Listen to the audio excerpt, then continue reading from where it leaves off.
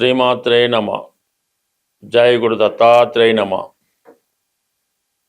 కన్యారాశి వారికి ఫిబ్రవరి 1వ తారీఖు నుంచి 14వ తారీఖు మధ్యలో జరగబోయే పక్ష ఫలితాలు పరిశీలించినప్పుడు మరి కన్యారాశికి అధిపతి అయినటువంటి బుధుడు పంచమ స్థానంలో సంచరిస్తున్నాడు. అంటే దీనివల్ల ఏంటంటే జాతకుడు కొత్త ఉద్యోగం కొరకు ప్రయత్నం చేయడం జరుగుతూ ఉంటుంది.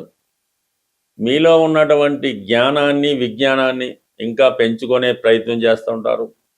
వృత్తిలో స్కిల్స్ పెంచుకునే ప్రయత్నం చేస్తూ ఉంటారు.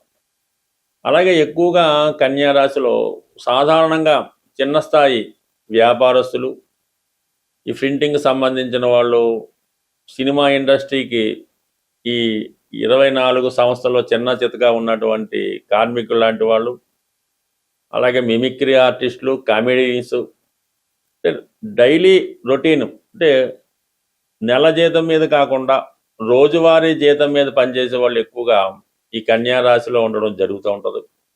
అటువంటి వాళ్ళు ఒక స్థిరమైనటువంటి జీవితం కోసం ఏదైనా మార్పు కోరితే ఆ ప్రయత్నంలో ఈ సమయంలో కొంతవరకు నెరవేరే అవకాశం ఉంటుంది. అలాగే చాలా వరకు కొన్ని కొత్త పరిచయాలు ఏర్పడడం ద్వారా మీలో ఉన్నటువంటి టాలెంట్ని ప్రోత్సహించే వ్యక్తులు మీకు సహాయపడి మిమ్మల్ని నిలబెట్టే ప్రయత్నం చేస్తూ ఉంటారు.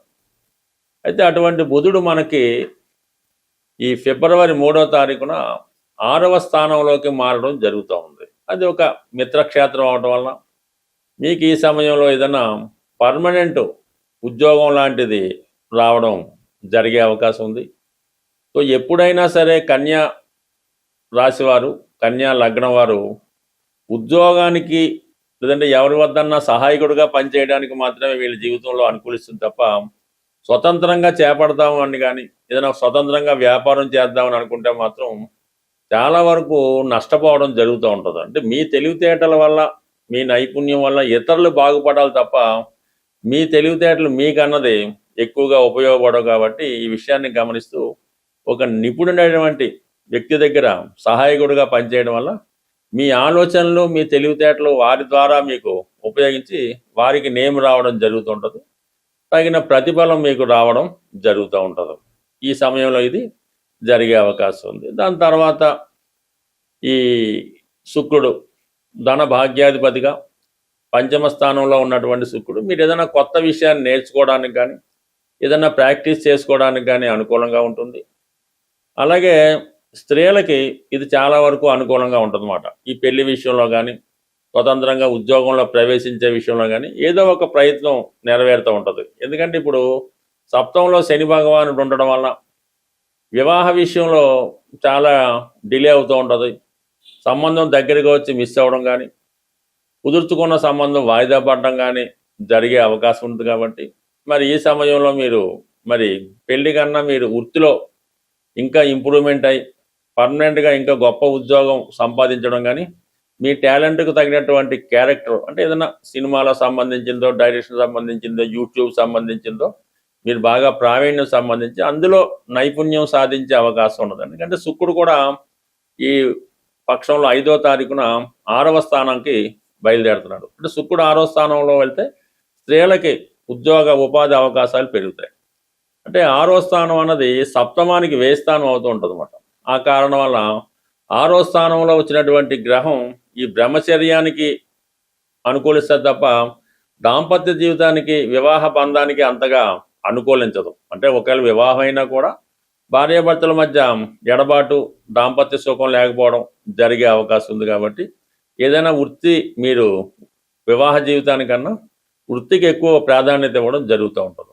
ఇక అలాగే మరి మిగిలినటువంటి కుజుడు, రవి, వ్యయాధిపతిగా కుజుడు అక్కడ రవితో పాటు కుజుడు ఉండడం వల్ల ఉద్యోగపరమైనటువంటి చేంజెస్ తప్పనిసరిగా రావడం జరుగుతూ ఉంటుంది. అంటే మీకు నష్టం వచ్చినా మీరే ఉద్యోగం మారేయాలి, మీ యజమానికి కోపం వచ్చినా మీరే మానేయాలి. ఈ విధంగా ఈ కన్యా రాశి వారి జీవితం ఎప్పుడు ఉంటుందో ఎప్పుడు ఉండదో అనే విధంగా భయపడుతూ ఉంటారు అనమాట. అంటే ఆఫీస్కి వెళ్ళేదాకా ఒకలా ఉంటుంది, చివరిదాకా ఒకలా ఉంటుంది.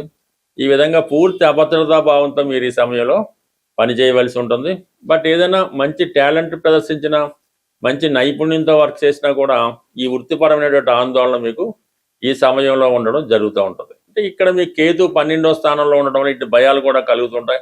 అలాగే మిమ్మల్ని వెనకాల నుండి చెప్పేవాళ్ళు కూడా ఈ విధంగా భయపెట్టి వాళ్ళు మిమ్మల్ని మభ్యపెట్టి మీతో పనులు చేయించుకునే ప్రయత్నం కూడా జరుగుతూ ఉంటుంది. బట్ ఏదైనా కన్యా రాశి వారు చాలా కాన్ఫిడెన్స్తో ఎవరికి లొంగకుండా ఎవరి మాటలు వినకుండా మీ పని మీరు చేసుకోవడం మాత్రమే ఉత్తమం తప్ప ఇతరుల మాటలు వినడం వల్ల ఇతరులు పెట్టే భయాన్ని మీరు అమలు చేయడం వల్ల భయపడడం వల్ల కంప్లీట్గా నష్టం కలుగుతుంటుంది.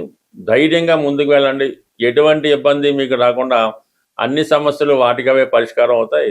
సాధారణంగా ఈ జ్యోతిష్యాన్ని జాతకాల్ని నమ్ముతున్న వాళ్ళు గ్రహాల్ని మీకు అనుకూలంగా మార్చుకోవాలనుకున్నప్పుడు ప్రతి నెల కొన్ని ముఖ్యమైనటువంటి దినాలు వస్తూ ఉంటాయి. ఆ రోజుల్లో మీరు విధి విధానంగా పాటించడం వల్ల గ్రహాలు మీకు అనుకూలంగా పనిచేయడం మొదలవుతూ ఉంటాయి. ఈ పక్షంలో ప్రధానంగా మనకి శని త్రయోదశి రాబోతుంది.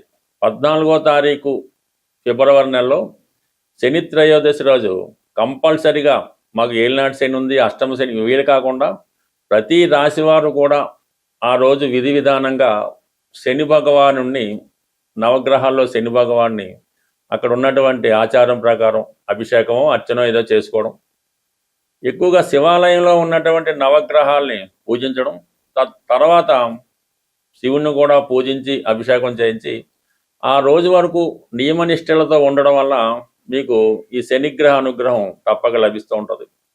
అలాగే ఈ నెలలోనే మనకి ఈ 15వ తారీఖున మహాశివరాత్రి వస్తుంది. ఆ శివరాత్రి రోజు కూడా మీరు కంప్లీట్గా మీ ఆచార ప్రకారం మీ గ్రామ ఆచార ప్రకారం జాగరణ అది ఉండి ఆ రోజు శివుణ్ణి దర్శించుకోవడం వల్ల, అంటే ఒక మహాశివరాత్రి రోజు మీరు శివుణ్ణి దర్శించుకుంటే మొత్తం సంవత్సరం అంతా ప్రతిరోజు శివుణ్ణి దర్శించుకుంటే ఎంత ఫలితం వస్తుందో ఒక్క మహాశివరాత్రి రోజు శివుణ్ణి దర్శించుకుంటే అంత ఫలితం దక్కడం జరుగుతుంది. కాబట్టి కంప్లీట్గా ప్రతి ఒక్కరూ వయసుతో నిమిత్తం లేకుండా ఏదో ఒక దేవాలయంలో కేవలం పంచారామాలు పెద్ద పెద్ద క్షేత్రాలే కాకుండా సాధారణంగా చిన్న టెంపుల్లో అయినా శివగ్రహం శివుడి యొక్క ఉంటే అక్కడ శివలింగానికి అర్చన చేసి మీరు దర్శనం చేసుకోవడం వల్ల ఆ ముక్తి లభించే అవకాశం ఉంది. చాలా అభివృద్ధి కూడా కలుగుతూ ఉంటుంది. ఇక ప్రధానంగా ఇంకా సంకటహర చతుర్థి ఫిబ్రవరి 5వ తారీఖున ప్రధానంగా ఈ నెల మొదట్లోనే వస్తుంది. కాబట్టి ఆ రోజు విధి విధానంగా వినాయకుడిని అర్చించడం వల్ల, సంకటనాశన గణేష్ స్తోత్ర పారాయణ వల్ల ఏదైనా ఈ విధంగా వస్తున్నటువంటి ప్రతి నెలలో సంకటహర చతుర్థి, మాస శివరాత్రి ఇవన్నీ చేసుకోవడం వల్ల కంప్లీట్గా మీకు గ్రహాలు మీకు అనుకూలంగా పనిచేస్తూ జరుగుతుంటాయి. అవి మీకు అనుకూలంగా మారి మీ అభివృద్ధికి కారణమవుతూ ఉంటాయి. స్వస్తి. సాధారణంగా ఈ జ్యోతిష్యాన్ని జాతకాల్ని నమ్ముతున్న వాళ్ళు గ్రహాల్ని మీకు అనుకూలంగా మార్చుకోవాలనుకున్నప్పుడు ప్రతి నెల కొన్ని ముఖ్యమైనటువంటి దినాలు వస్తూ ఉంటాయి. ఆ రోజుల్లో మీరు విధి విధానంగా పాటించడం వల్ల గ్రహాలు మీకు అనుకూలంగా పనిచేయడం మొదలవుతూ ఉంటాయి. ఈ పక్షంలో ప్రధానంగా మనకి శని త్రయోదశి రాబోతుంది.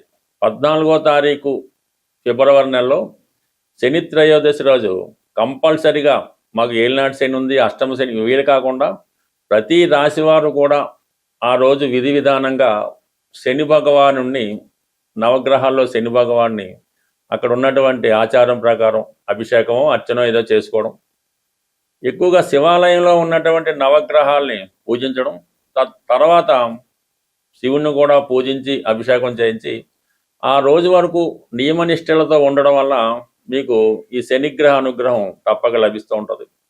అలాగే ఈ నెలలోనే మనకి ఈ 15వ తారీఖున మహాశివరాత్రి వస్తుంది.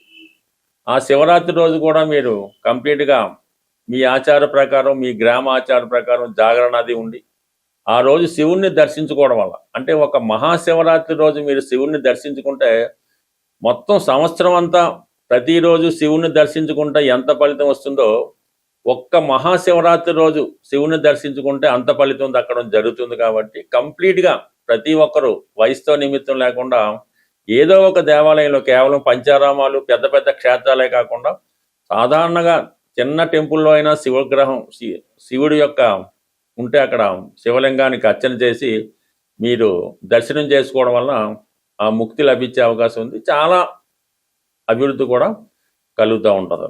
ఇక ప్రధానంగా ఇంకా సంకటార చతుర్థి ఫిబ్రవరి 5వ తారీఖున ప్రధానంగా ఈ నెల మొదట్లోనే వస్తుంది కాబట్టి ఆ రోజు విధి విధానంగా వినాయకుడిని అర్చించడం వల్ల, సంకటనాశన గణేష్ స్తోత్ర పారాయణ వల్ల ఏదైనా ఈ విధంగా వస్తున్నటువంటి ప్రతి నెలలో సంకటార చతుర్థి, మాస శివరాత్రి ఇవన్నీ చేసుకోవడం వల్ల కంప్లీట్గా మీకు గ్రహాలు మీకు అనుకూలంగా పనిచేస్తూ జరుగుతుంటాయి. అవి మీకు అనుకూలంగా మారి మీ అభివృద్ధికి కారణమవుతూ ఉంటాయి. స్వస్తి.